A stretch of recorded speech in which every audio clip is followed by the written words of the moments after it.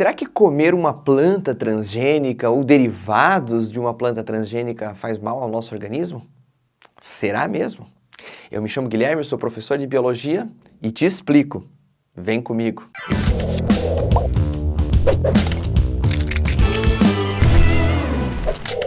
Bora falar ainda de biotecnologia, vamos falar a respeito de transgênicos, esses organismos tão interessantes. Preste bastante atenção.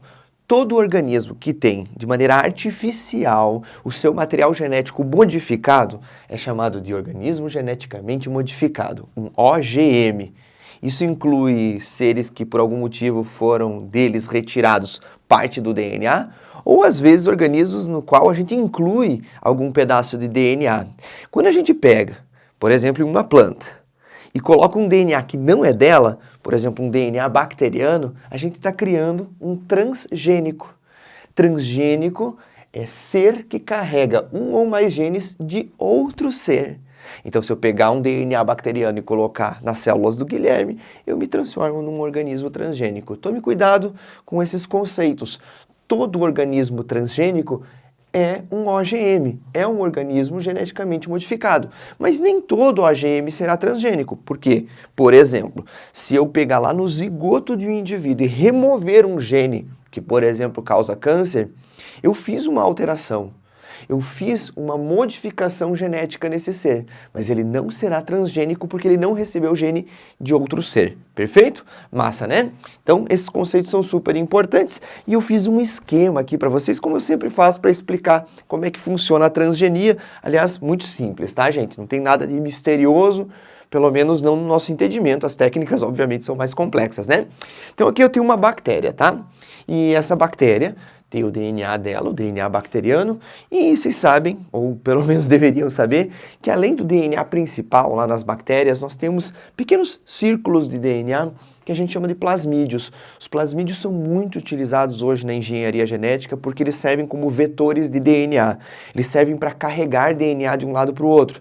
Por exemplo, eu posso pegar um DNA de uma planta, colocar num plasmídio e transportar para um outro ser. Eles funcionam muito bem como vetores porque na informação genética de um plasmídio nós contemos poucos genes e normalmente genes que estão envolvidos em apontar aonde que o material e o metabolismo de uma célula deve ler aqueles genes. Então a gente pega o plasmídio e ele está dizendo, ó, leia aqui, é aqui que você tem informação. E quando a gente joga esse material genético, por exemplo, dentro de uma planta, a gente está fazendo com que a informação genética de nosso interesse seja lido pela célula vegetal.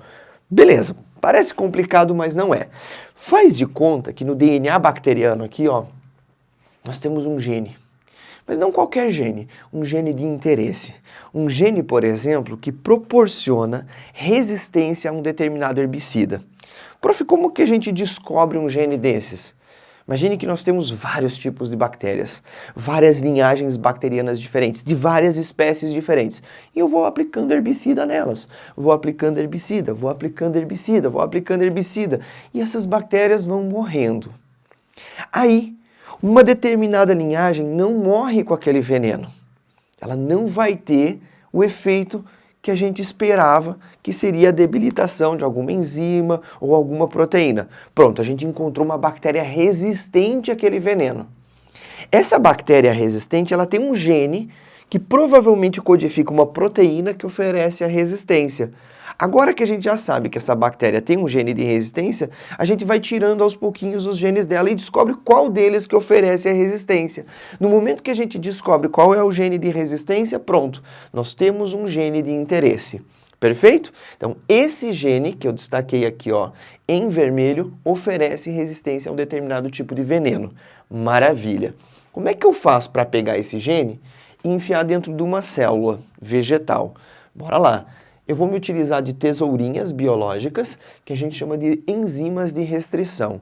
Essas enzimas de restrição cortam em locais específicos o nosso material genético, a gente chama elas de tesouras biológicas ou tesouras genéticas, e com essas tesourinhas eu, separei o nosso gene de interesse. Eu uso também essas tesourinhas lá no nosso plasmídio, que vai ser o nosso DNAzinho circular que vai ser usado para transportar o gene até dentro da célula vegetal. Então eu corto o plasmídio também num local específico, abri o nosso círculo de material genético, enfiei o gene de interesse. Para a gente grudar esse gene de interesse no plasmídio, a gente se utiliza de enzimas chamadas de ligases. As ligases, obviamente, vão ligar o material genético, vão grudar como se fosse uma solda. Então, grudou aqui, e nós temos agora um plasmídio com um gene de interesse.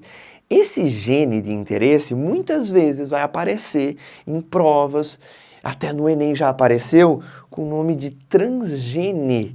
Por quê? Porque ele é o gene que será transferido, por isso transferido à célula que a gente quer modificar.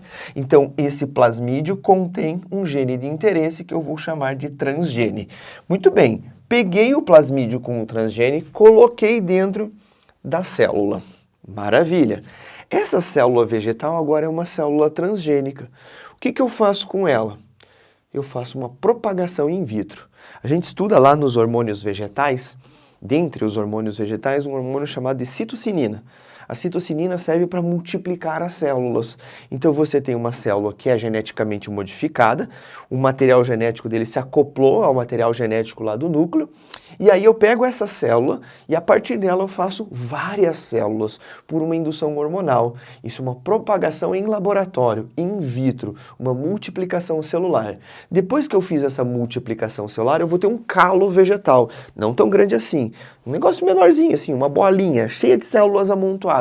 Essas células amontoadas são como se fossem células-tronco. Se eu enterrar isso, ele cria folhinhas, galhos, raízes e forma uma nova planta. Essa nova planta é uma planta transgênica. Todas as células que ela tem se originaram de uma única célula, através de processos mitóticos. Todas essas células carregam o nosso transgene, um DNA recombinante. E aí preste atenção, DNA recombinante é um outro conceito que você tem que entender. Esse DNA recombinante nada mais é do que um DNA que eu multipliquei ou que eu separei artificialmente e recombinei ele junto com a planta de interesse. Recombinei quer dizer que eu coloquei ele junto. Então ele é um DNA que era de um outro ser que eu coloquei junto do DNA da minha plantinha. Detalhe, essa técnica às vezes não é feita para um gene só. Eu pego um gene, coloco em um plasmídio, coloco em uma célula. Para a gente ter maior chance de sucesso no procedimento, a gente faz isso em grande escala. A gente multiplica esse nosso gene e os plasmídios em laboratório. E isso também são DNAs recombinantes, DNAs que a gente vai multiplicar em laboratório e que serão utilizados para inocular em várias células ao mesmo tempo. A gente vai se utilizar normalmente de técnicas como o PCR, que você vai entender na sequência, ok? Espero que você tenha compreendido. Transgênico é um assunto bastante simples. Qualquer coisa, deixa um comentário aí que eu vou te responder, ok? Não esquece que esse projeto precisa do seu apoio, então por favor, se assim for possível, inscreva-se no canal, dê um like, compartilhe esse vídeo com seus amigos, porque afinal de contas, esse assunto pode ser importante para mais pessoas além de você. Conto contigo, viu? Um grande abraço e até!